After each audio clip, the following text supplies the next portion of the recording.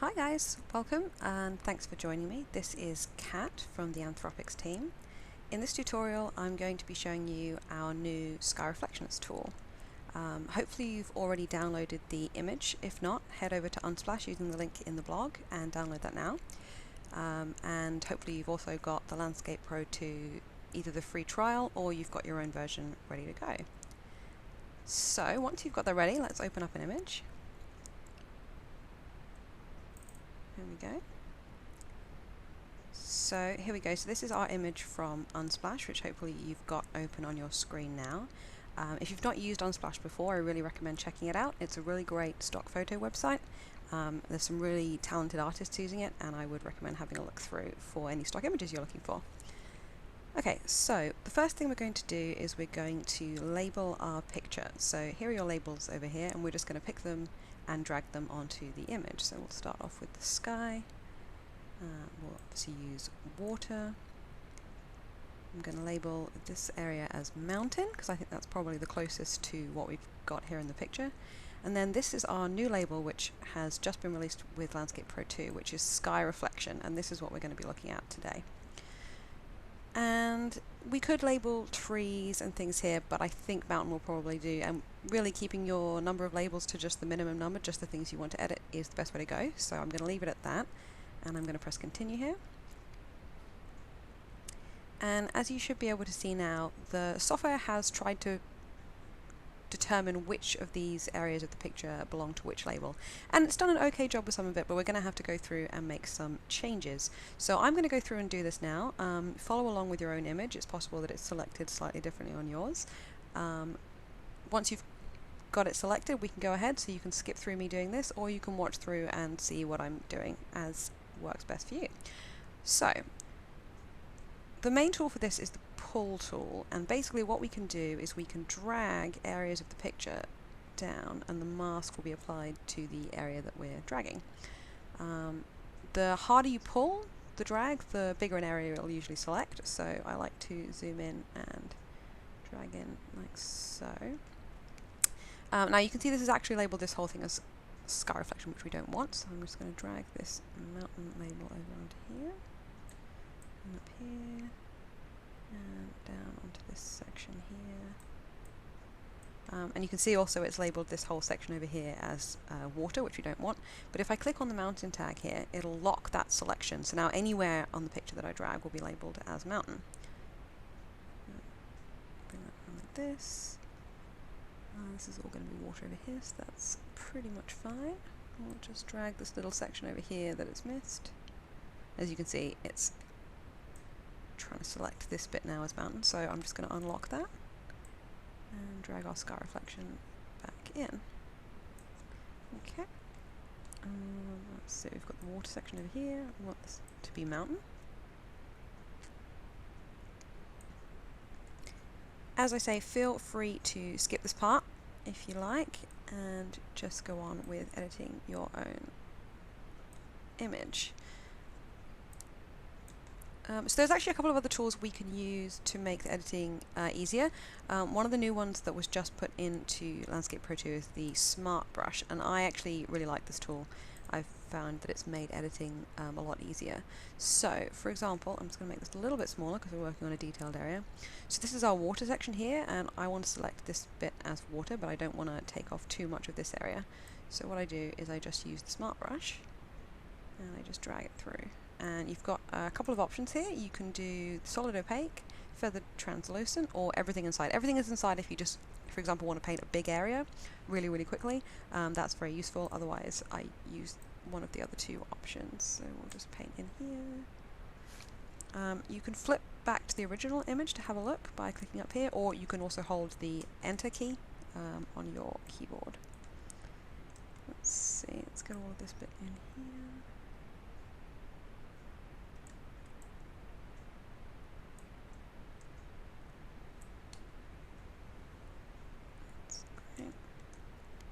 Missed a little bit up here as well, so I'm just going to take that.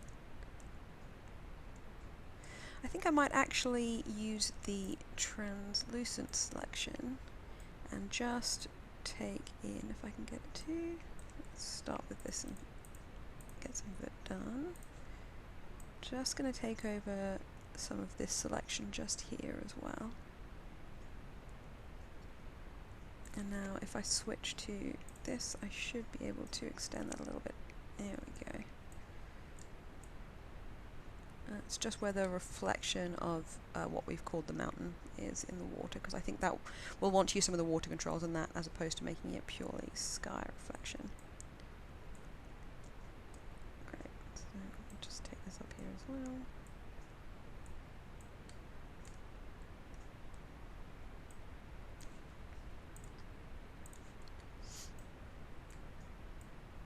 If you ever have any questions about using the software, you can get in touch with us through our online support site, and that can be accessed if you just click on support on any of the Anthropics websites, so LandscapePro, PortraitPro, Smart Photo Editor. You can get in touch with our support team, and they're quite happy to offer you kind of advice as well as answering any technical issues that you might have. So this is the Soften Edge tool. I'm just going to use this to go around the edge of this selection here. As you can see, it's just feathering out the edge of that selection.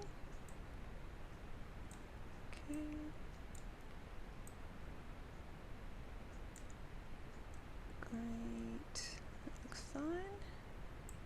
I might even take this out a little bit further if we can. There's a lot of, you'll find a lot of tips that pop up in the software while you're using it, just little helpful bits of advice that you'll find useful for editing your images. You can actually turn those off in the settings menu if you want to on the home page of the software.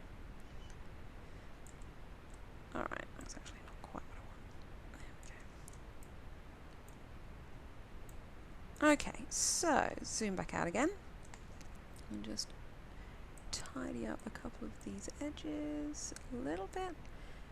Usually if I was doing this, if I was working on an image for professional use, I'd spend quite a lot of time just tweaking, going backwards and forwards on the edges, but to be honest, for a lot of things like this, you really don't need to be 100% precise.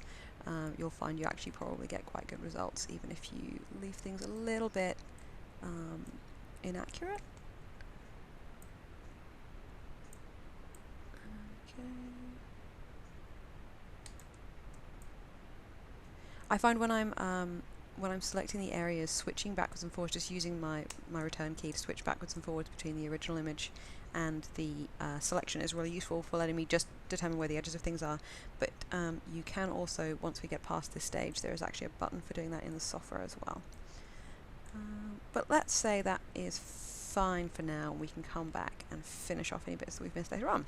So hopefully you've finished your selections. Otherwise, if not, just pause for a second, finish that off, and we'll move on to the next bit. So we've done that, we've made our selections, we're going to click continue. It's going to ask us to place the horizon. I'm pretty happy with where that is now. Okay, so it's just processing the selection. Great, so as you can see on the side here, we've now got sky reflection, mountain, water and sky as some of our labels. Obviously if you'd labelled things as rock or as person, object for example, you'd get those menus here as well, and when you click on one of those, that just gives you the options available for that particular thing, and all of the tools are tailored for each particular kind of area that you're working on, so making sure that you're choosing the right sort of selection for your part of the picture. For example, if you selected, if we'd selected this as ground, or if we'd selected it as tree or rock, we would have gotten a different selection of tools than we'll get since we're using the mountain tool. Anyway, right, so here we go. The main thing we're going to be looking at, as I say, is this sky reflection. So what we'll start off by doing is we'll just change the colour here. This is what we call the atmosphere of the sky, and this is separate in most cases from the clouds themselves. So as you can see, if I just scroll through the colours here and do this on your own software as well, you can see that the clouds are staying pretty much the same, and it's just the colouring of the sky that's changing. So let's go ahead and set this to morning 6, I think I'm using here. And as you can see, this is, if you flip backwards and forwards, you can see this has changed the overall colour of the sky, and it's starting to change the colour of the water as well. There is a slider here called copy to image, and I think this is really, really useful. So if we just slide this up, it doesn't make a huge amount of difference, but you can see that the change is happening here. If we were using something a bit more dramatic, like noon, you can see that it makes quite a big difference to the image. And this is really good, obviously, if you're changing the colour of the light that is in your image, changing the whole picture makes a lot of sense. Otherwise, you're going to end up with a sunset sky and dawn mountains, and it's going to look a bit strange. So yeah, this is what this copy to image slider here is doing. Okay, so that's quite cool. You can see the colors changing in the reflection in the water here. But what we really want to do is we want to change the clouds themselves. So we're taking away the clouds that were originally in the sky, and let's go with something like Cotton 1, for example. And as you can see, the new clouds are now being reflected in the water. And with some of the skies, if you move this around, you can see that this actually changes in the water, and I think it gives a pretty cool effect. So for example, we could just place that just there, and then we can flip backwards and forwards, and you can see the clouds changing in the water below. And you can see they're not changing here in these areas that we've marked as water, but in the sky reflections area, we're getting that change. And that's quite cool. You know, it's a great way of making your images look a bit more realistic if you're changing the sky. And it can also be used to do some really cool and dramatic things. So we're going to use one of my absolute favorite sky reflection changes here, and that is the Northern Lights. Here we go, it's Northern Lights here. As you can see, I mean, it's a really dramatic change. And if we move this around, you can just see that it's reflecting in the water there. We can flip backwards and forwards, and you can see the difference it's made to the picture. Now, as I say, here, these mountains, they're starting to look a bit strange, as is the colour of the water here. So this is where it's, you know, time to start tweaking the rest of the image to match the sky that we've chosen. So, for example, I can copy this to image, and it's taking that nighttime look and these colours here and applying them to the rest of our picture, which makes it look a lot better. But let's also go through and manually change some things. So here are the presets for the water. I think this storm blue goes pretty okay. Let me just turn it down a tiny bit. And here you can just adjust the contrast down. And then for mountains, we've got a few contrasty maybe. Or and then we can just turn down the contrast there. And then what I'll probably do, as this is a night scene, I'm just going to use this and just turn the fill light down so you get almost a silhouette type look there. And as you can see, just by flipping backwards and forwards, I mean, it's a total transformation of the image. There are some other cool things that you can play with just for tweaking. So you see here, there's the reflection edge. So this is, let me just turn off the colored selection. So this, you can still see and edit the selections without looking at the colored blocks. So this is the reflection edge tool. As you can see, this is going to change the border essentially between these two areas of selection. So you can adjust the radius, and you can see that that's now softened up. If I turn this back on, you can see the change in the selection itself. And you can see it's just changing basically the feathering of the edge of that selection there, and same with the softness. You can turn that up and down, and I think now if we go back to the edit, you can see it just blends a little bit better into the selection of the water there. There's a little bit here that we could go through and tweak, but for a basic start, just to show you how the software works, I think that's pretty cool. I hope that you've found that useful. It would be really, really great to see your own edits, to see what you do. So play around with the image, and then you can share them with us on our Facebook page. And yeah, it would be great to see your images and get your feedback.